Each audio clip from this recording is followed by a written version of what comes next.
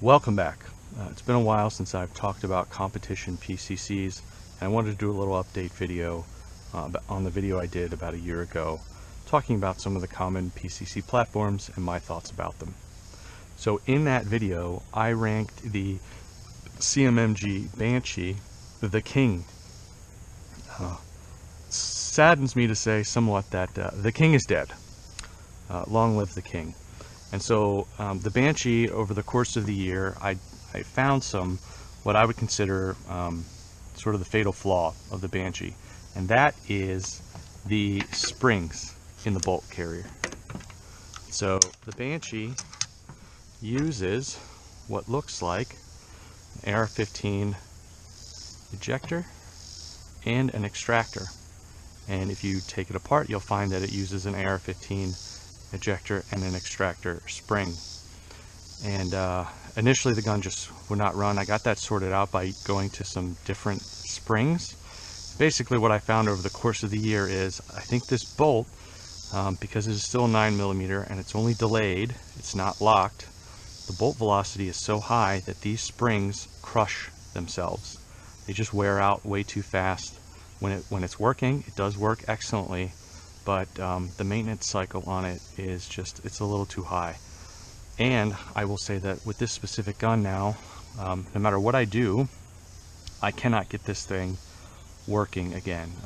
The malfunctions are persistent, and no matter how many times I change the springs, I just can't get it working. I will also say that I have a completely spare bolt, and so I've swapped the bolts and tried the same things, and I just can't get the gun to work. I'm sure I could if I tinkered with it, but with ammo prices the way they are now, I really just didn't feel like dedicating the time and the money to getting this thing back, because it very clearly has a fatal flaw, and that is the spring system. Moving on from the Banshee to the MP5, things have changed with the MP5. So in my first video I talked about the relatively poor ergonomics and the lack of magazines that held more than 30 rounds being reliable. And so there have been updates on both of those fronts. So for one thing, Magpul has released some cool gear, one of which is a safety selector. This selector you can actually reach with normal size hands from a shooting grip. You don't have to break your grip to use the selector, so that's a big deal. It also is ambi, so if you have if you're left-handed or you have like a weak hand shooting position, you can still manipulate the safety, so that's pretty cool. In addition, there's a magazine release lever, and the metal mags actually do drop free on this, so that's another big improvement for reloading. You can be doing two things at once, ejecting that old mag and getting a new one up into place. Still no really improvements on the magwell. There are 3D printed magwells coming onto the market with the MP5. I haven't tried them yet because of what I'm about to talk about, but I think there's going to be progress there as well. So huge improvement in the ergos. You still have the charging handle. It's still hard to load a full mag on closed bolt, so there is still that.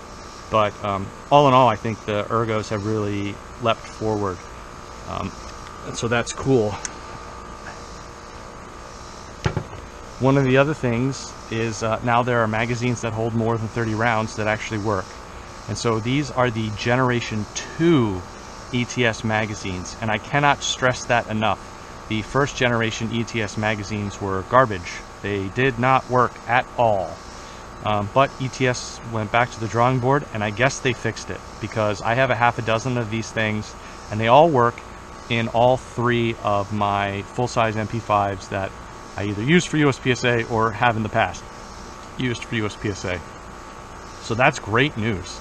I can't guarantee that they'll work in your gun, but they work in my American clone, my SP5, and my Turkish-made MKE. So that's three different manufacturers of guns, and they work in all three of them perfectly. So that's huge. And so because of that now, I find myself never having to reload unless there's a mandatory reload or something like that. But being able to complete a field course without a reload is huge. and it's really helped me, squeeze a little bit more time out of those stages. So that's a big deal. Currently, this is my USPSA gun. I have gone back to the MP5.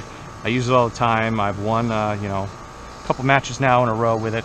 So it's good to go. I love it. But the big news, I think, is in the realm of blowback guns. And so in my first video, I rated them quite low because physics dictates that there's a big heavy mass and it's going to go straight back at a pretty high velocity and then straight forward again. And that can cause a lot of recoil. And so there's just a lot of dot bounce, especially on a short barrel rifle like this. This is very lightweight setup. Even with a relatively heavy bolt, it's still pretty lightweight. And so there was a lot of recoil.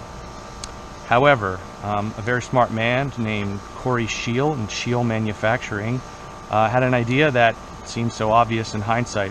What if we take the rollers of an MP5 and move them back here into the buffer and buffer tube? And so that's exactly what he did. And so Scheel Manufacturing sells a kit that includes the actual receiver extension here because it has the special cutouts. And there is a spring and roller delayed buffer system now that goes in the back here.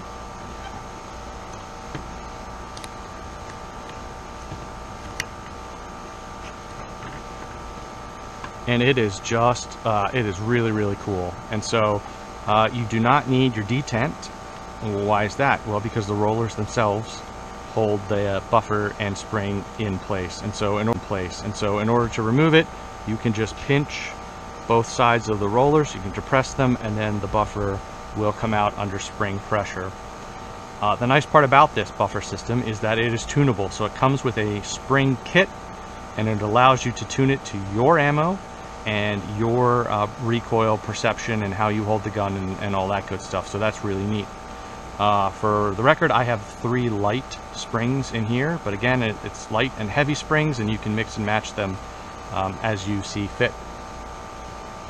And so that's pretty neat.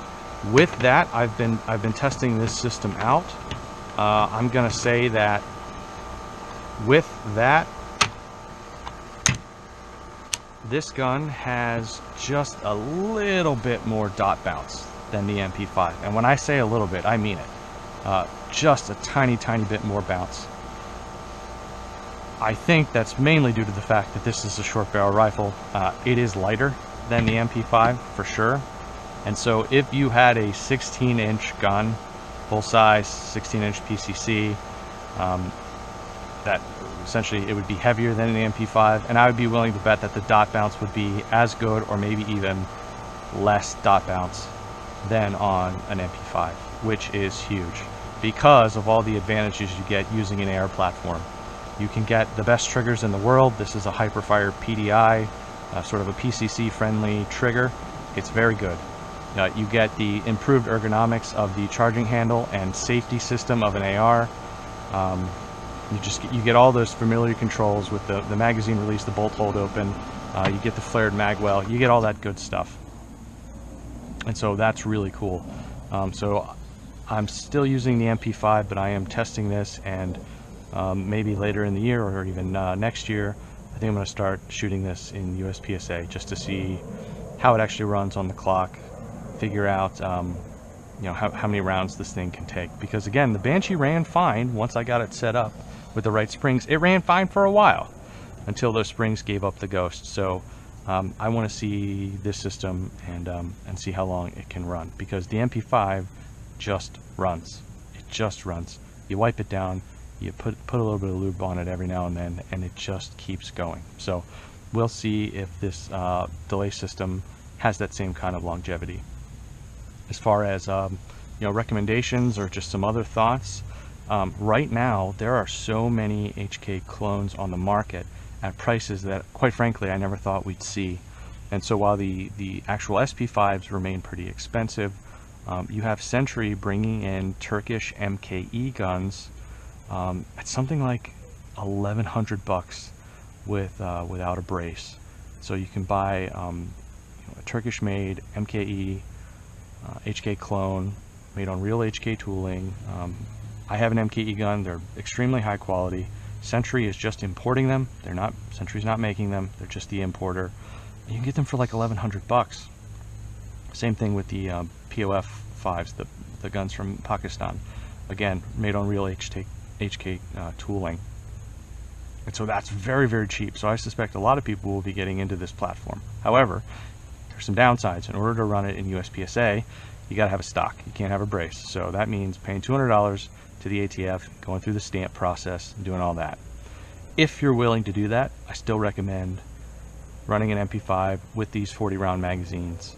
I think it's a great platform, and you're going to have a ton of fun. If you're not willing to do that, I completely understand.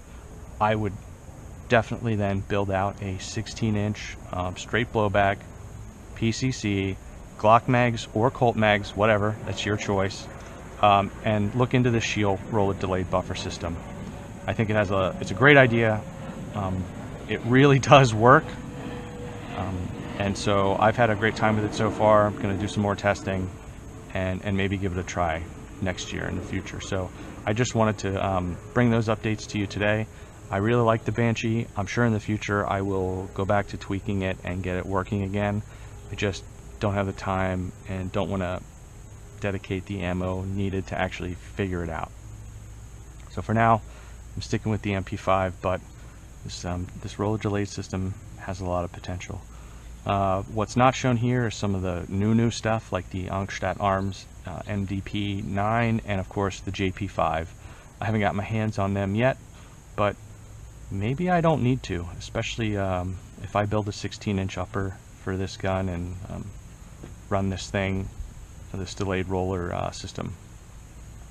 I'm yeah, gonna keep doing that. So just thought I'd bring those updates to you today, and I hope you enjoyed watching. Thank you.